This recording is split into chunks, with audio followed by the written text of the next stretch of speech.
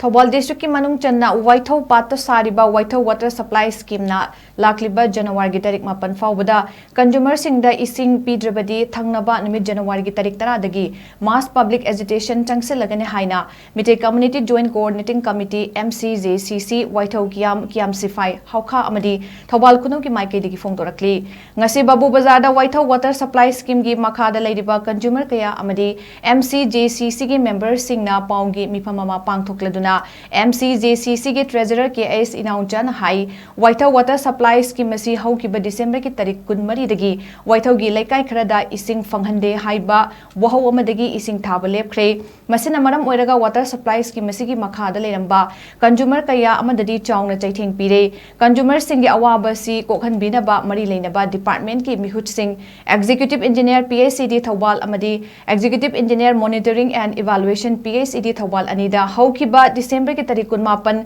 लिसिंग अनिगा 15 दसु अइबा जेरोल पिसिनख्रे अमदी ngasi maksu deputy commissioner Thoubal dasu अइबा जेरोल पिसिलुरे Thoubal तुरेल गी इसिंग सिजनबा यारक्तबा निंगथम था ओइरकपना पुखरी पा तुरेल पुमनमक इसिंग कंसिलकपा सिना मरम ओइरगा कंज्यूमर खुदिमक इसिंग गी अवाबा चाउना मयोकनरे मरम सिना चटलिबा था सिगी तारीख 4 फाउबदा वाइथौ वाटर सप्लाई स्कीम ना महौसागुम कंज्यूमर सिंगदा इसिंग पीड्रबदी थंगनबा नुमित जनवरी की तारीख 10 दगी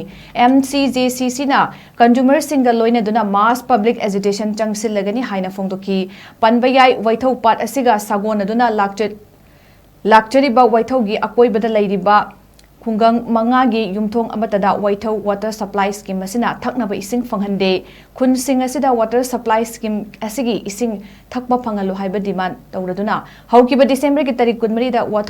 वाइथौ एग्जीक्यूटिव यूथ एसोसिएशन वया अमदी वाइथौ अपुनबा मरा पाइबिना वाटर सप्लाई स्कीम असि थोंग लोनसिनबगी खोंजंग चंगसिनदुना लाखिबनी हाइना वाफम तमलखि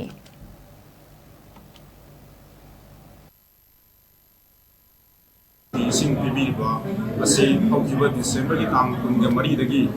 खंगौदना इसिंग सि पीबा लेपरे हाइबा इसिंग बिरंबा सि लेपखिबसि मरमसि करिगिनो हाइबसे कोइना सीजन जब मतमदा हाइबा इसिंग सि कनागुंबा खरना इसिंग सि कोइ मखोइगी इसिंग पीदबगी सिंजनबगी मरम अमा ओइरमे अदुबो मखोइना विथिन तांग 4 फाउगी मनुंगसेदा इसिंग सि करिंबा पिबीद्रगदी हौजिक लाइबा इसिंग चाइबा कंज्यूमर सिंग असि मसिंग असुक यामी अदुगा लोइना अवाल पुरेल की इसिंग ना फेल वइसलकपा अदुगा हौजिक सिंग थंथागी मतम ओइबनी ना इसिंग सि ओके अदुगा पाट तुरेल मयाम सिंग से ओइना कंसलक मतम सिंगना मरम ओइरगा इसिंग की अवाबसि यामना मायौनै असिना मरम ओइरगा इकोइना हौखिबा तारीख कोइगी 19 टाइम 25 स्टेज इकोइना मरी लेनबा कोइगी वाटर सप्लाई की ई अनि हाइबदी एजुकेटिव इंजीनियर PhD थौबाल अदुगा लोइना अनिसुबदा executive engineer monitoring and evaluation PhD Thoubal हाइबा अनिसरे कोइगी 18 क्लब ना हाइबा अंगौदे इसिंग सिंजिन किबा सिगी मरम स्लेदा कोइ इसिंग सि थाबिना हाइ हाइ बसेरोन इसिंग जखरे अदु मसी फावबदा पॉजिटिव ओइबर रेस्पॉन्स समता लाक्तबन मन मोइरगा तांग 14 दगी